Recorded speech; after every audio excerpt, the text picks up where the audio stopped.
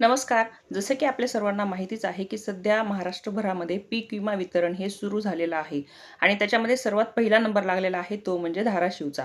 जसे धाराशिवचा पीक विमा वितरण सुरू झालेला आहे, त्या पाठोपाठच आता सर्वात महत्त्वाचा जिल्हा आहे तो म्हणजे नांदेड जिल्हा.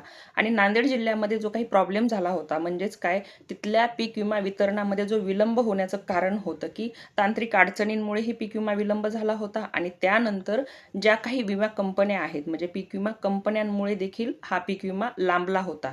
मग आता तो पीक विमा वितरण्यासाठी वितरण सुरुवात झालेला आहे.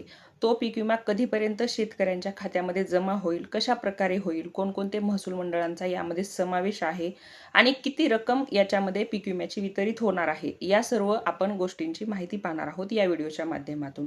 तर सर्वात पहिलं तर नांदेड जिल्ह्यामध्ये जेवढे काही महसूल मंडळं आहेत त्यापैकी जे हे 14 महसूल मंडळं आहेत त्यांचा या पीक विमा वितरणामध्ये समावेश आहे. आणि हे पीक विमा वितरण हे आता जे पुढील 2-3 दिवसांमध्ये म्हणजेच 2 ऑगस्ट पासून वगैरे सुरू होणार आहे. मग याच्यामध्ये कोणकोणत्या तालुक्यातील कोणकोणते महसूल मंडळ येणार आहेत, त्यांचा कोणत्या महसूल मंडळांचा समावेश आहे, या संदर्भामध्ये आपण या व्हिडिओच्या माध्यमातून माहिती पाहणार आहोत. तर 14 महसूल मंडळ जे आहेत नांदेडमधील, त्या 14 महसूल मंडळांमध्ये तब्बल 81 कोटींचा पीक विम्याची मंजुरी झालेली आहे.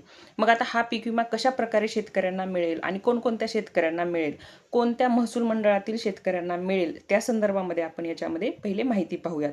सर्वात पहिलं आपण तालुका वाईज किती महसूल मंडळे, कोणकोणते महसूल मंडळे याच्यामध्ये कव्हर होत आहेत ते पाहूयात. सर्वात पहिला आहे तो म्हणजे कंधार. कंधार तालुक्यातील दिग्रस आणि कंधार हे 2 महसूल मंडळ याच्यामध्ये समाविष्ट आहेत. त्याच्यामध्ये पुढील आहे तो म्हणजे किनवट तालुका. किनवट तालुक्यातील इस्लामपूर, जलधारा, मांडवी, सिंदगी आणि किनवटमधील एवढे महसूल मंडळे आहेत. त्यानंतर पुढील आहे माहूर. माहूरमधील माहूर एक सर्कल म्हणजेच एक महसूल मंडळ आणि सिंदखेड हे दुसरं महसूल मंडळ. त्याच्यानंतर माहूरमधील अजून 2 महसूल मंडळे आहेत, ते म्हणजे वाई आणि दुसरं आहे वानोला. तर हे माहूरमधील महसूल मंडळ आहेत ज्यांचा समावेश आता येणाऱ्या 2 ते 3 तारखेच्या पीक विम्यामध्ये आहे. त्यानंतर पुढील कोणतं आहे ते म्हणजे मुखेड. मुखेडमधील काय आहे, फक्त बरड जे नावाचं सर्कल आहे म्हणजे जे महसूल मंडळ आहे त्याचा समावेश आहे. त्यानंतर पुढील आहे नांदेड. नांदेडमधील 2 महसूल मंडळ यांचा समावेश आहे. नांदेडमधील मेन म्हणजे नांदेड आणि दुसरं म्हणजे वासरणी. तर याच्यामध्ये ह्या 2 महसूल मंडळांचा समावेश आहे. आणि शेवटचा जो आहे ते म्हणजे उमरी तालुका. उमरी तालुक्यातील धानोरा जो आहे त्यांचा या महसूल मंडळामध्ये समावेश आहे. असे एकूण 14 महसूल मंडळे आहेत. एकूण जेवढे पण तालुके आहेत नांदेड जिल्ह्यामध्ये त्यातील 14 महसूल मंडळांमध्ये हा पीक विमा वितरित केला जाणार आहे. आता हा जो पीक विमा आहे तो कोणकोणत्या शेतकऱ्यांच्या खात्यामध्ये जमा होईल, ज्या शेतकऱ्यांची सर्वात पहिलं तर बँक क्रेडिट्स किंवा बँक अकाउंट्स जेवढे पण काही आहेत ते सगळे ओके असतील आणि ज्या शेतकऱ्यांचे आधार कार्ड, बँकेचे खाते आणि मोबाईल नंबर हे कनेक्टेड असेल आणि अपडेटेड असेल, अशा शेतकऱ्यांना सर्वात पहिले ह्याचे अपडेट्स मिळतील.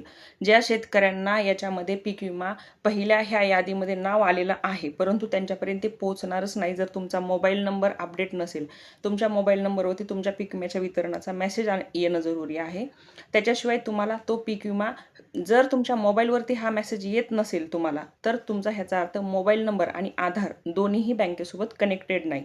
त्यामुळे सर्वात पहिलं काम सर्वांनी आपलं आधार लिंक करायचं आहे आपल्या बँक खात्याला आणि त्यांचं मोबाईल व्हेरिफिकेशन देखील सुरू ठेवायचं आहे. कारण त्याच्याशिवाय तुम्हाला पीक विमा तुमच्या खात्यामध्ये जमा होणार नाही. म्हणजे जरी सरकारकडून तुम्हाला पीक विमा जाहीर झाला तरीही तो पीक विमा तुमच्या खात्यावर जमा होण्यासाठी या तर विलंब होईल किंवा तुमचं त्रुटीमध्ये जाईल आणि तुम्ही तुमच्या चुकीमुळे तो पीक विमा तुम्हाला मिळणार नाही. त्यामुळे सर्वात पहिल्यांदा हे काम करायचं आहे की तुम्ही तुमचं बँक खातं, त्याला जोडलेलं आधार कार्ड आहे का बघायचं आणि त्यासोबतच तुमच्याकडे जो मोबाईल नंबर आहे तोच मोबाईल नंबर तुमच्या बँकेला सध्या कनेक्ट आहे का आणि त्यावरच तुमचे अपडेट सर्व पीक विम्याचे किंवा बाकीच्या योजनांचे येतात का, हे तुम्हाला कन्फर्म करणं अगदी आवश्यक आहे. आता यामध्ये दुसऱ्या कोणत्याही बाबी एवढ्या महत्त्वाच्या नाहीत, कारण की पीक विमा भरून जी प्रोसेस झालेली होती त्यानंतर सगळ्यात महत्त्वाची गोष्ट तीच असते, एकच ती म्हणजे तुमचं बँक खातं ओके असणं.